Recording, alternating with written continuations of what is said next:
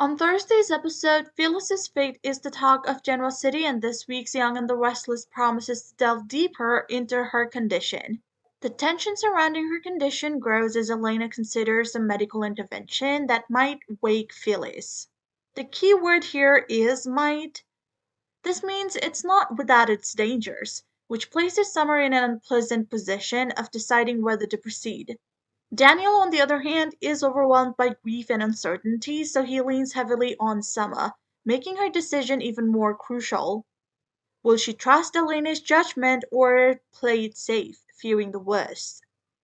Now, we know Phyllis is not a character that can just get rid of, so that being said, it's safe to assume Elena's suggestion might just work out. But things are going to get from bad to worse before it gets better, that's for sure. Especially since Daniel will do whatever he can to make sure Sharon gets what she deserves, and he doesn't think it's Fairview. And honestly, if she's the killer, I don't think she deserves to be free in any way either. Elsewhere, Summer's personal life gets even more tangled when she encounters Kyle at Crimson Lights. The conversation quickly shifts from casual to emotional as Kyle reaches out to offer his support. Now, this makes me wonder if Summer and Kyle will fall into a vulnerable pitch and end up getting closer to each other. I mean, Kyle's going through some things of his own, and not to mention he's with Claire, but let's be clear here. Claire's not the woman Kyle wants. She's innocent, or acts to be. She's quite the opposite of Summer. And you'd think he'd want that for a change, but I don't think there's turning back from Summer anymore for him. Claire might just get her heart broken.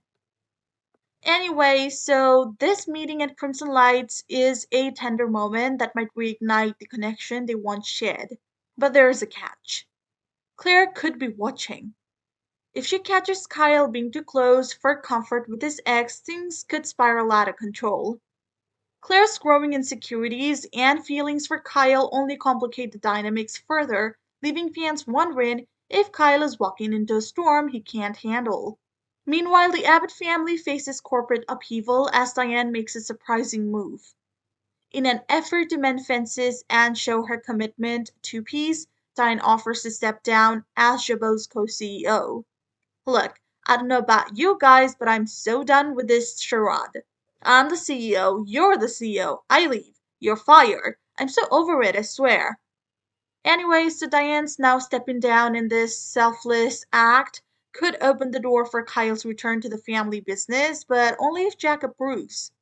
Why are they letting Kyle come back and make big decisions anyway? I mean, he's proved more than once that he's a man-child and can be trusted regardless. Anywho, Diane's sacrifice might bring Jack and Kyle closer or drive another wedge between them, depending on how Jack perceives her intentions. Kyle, on the other hand, torn between loyalty to his mother and his own ambitions, has a lot to consider as he plots his next steps. Amidst all this, whispers are swirling about Diane's true intentions. Is this gesture of goodwill a genuine attempt to heal old wounds, or does she have ulterior motives? I mean, sure, we have seen Diane be remorseful about just firing Kyle, which led him to join hands with Victor. And now she wants to do what's right. But the thing is, even after this long, I can't seem to trust Diane at all. In fact, some fans have speculated whether Diane's decision is influenced by guilt, a calculated move to gain favor, or a bit of both. With Kyle weighing his options and Jack navigating the family's complicated relationships, there's plenty of room for unexpected twists. Speaking of selfless decisions, Nick might be getting into one himself soon enough. Imagine your ex casually dropping the bomb that they might have killed someone, framed another person for the crime, and accidentally caused a near fatal car crash. That's exactly what Sharon confessed to Nick recently, leaving him reeling with emotions that range from disbelief to heartbreak. She's got a guilt complex the size of Wisconsin, and now she's ready to take the fall for things she might not even be responsible for. You read that right, might not. Sharon has been carrying a weighty secret, and she finally spilled to Nick in a gut-wrenching moment. She believes she's responsible for Heather's untimely death and even went as far as covering her tracks and framing Daniel. To make matters worse, Sharon also confessed she may have been behind the horrifying accident that left Phyllis clinging to life. Nick, in true Nick fashion, is struggling to process it all but refuses to leave Sharon to face this alone. He's hired Michael to defend her, hoping against hope that the truth will absolve her. Here's the kicker though. Sharon's story isn't as cut and dried as it seems. The truth is, Heather's death wasn't Sharon's doing at all. Behind the scenes, Ian, Ward, and Jordan were busy scheming, plotting to take Sharon down in a sinister plot.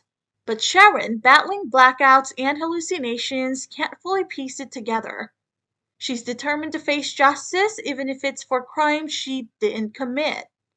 Fans recently saw her hiding critical details from Michael, which isn't doing her defense any favors. It's like she's resigned to her fate, whether it's jail or a stint in a treatment facility. Now let's talk about Nick. Most people would run for the hills after hearing a confession like Sharon's, but not him. He's digging deep into his well of loyalty, standing by her side as she prepares for the fallout. Nick's got a gut feeling that Sharon isn't guilty, and is willing to fight for her, even when it means clashing with Phyllis, who's set to unleash her fury as soon as she wakes up. And let's be real, Phyllis waking up is like throwing gasoline on an already roaring fire. She wants Sharon to pay in every way possible, but her self-righteousness is bound to rub Nick the wrong way.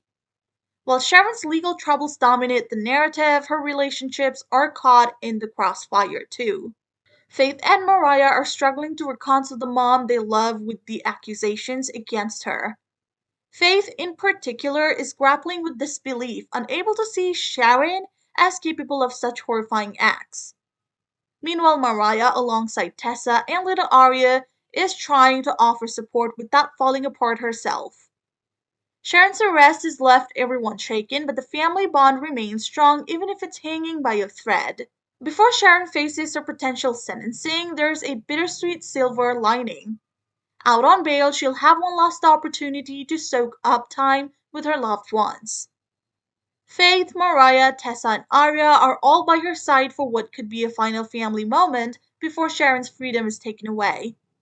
And once the goodbyes are said and the others leave, it might just leave room for a deeply emotional encounter between Sharon and Nick. Let's not forget the chemistry between these two. Sure, their history is messy, but there's an undeniable spark that refuses to fade. Sharon has been dreaming of a second chance with Nick, and he's shown time and again that he still cares for her deeply. As they reflect on their past mistakes and unspoken feelings, their shared pain might just turn into passion.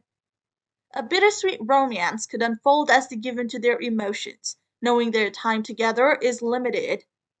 For Chic fans, this could be the moment they've been waiting for, a love rekindled, even if it's fleeting. But let's not get too comfortable because this is the Young and the Restless, where twists and turns are guaranteed. With Sharon's fate hanging in the balance, there's still hope that the truth about Ian and Jordan's role in Heather's death will come to light. It's only a matter of time before their sinister plot unravels, but how much damage will they do before then? And will Sharon's insistence on facing punishment derail her chance at freedom? But amidst the chaos, there's still room for redemption, healing, and maybe even a fresh start, if the truth can be uncovered in time. So let us know what you think in the comments below. Thanks for watching, and we hope to see you guys soon in the next video. If you haven't already, please subscribe and hit the bell icon. Until next time, take care.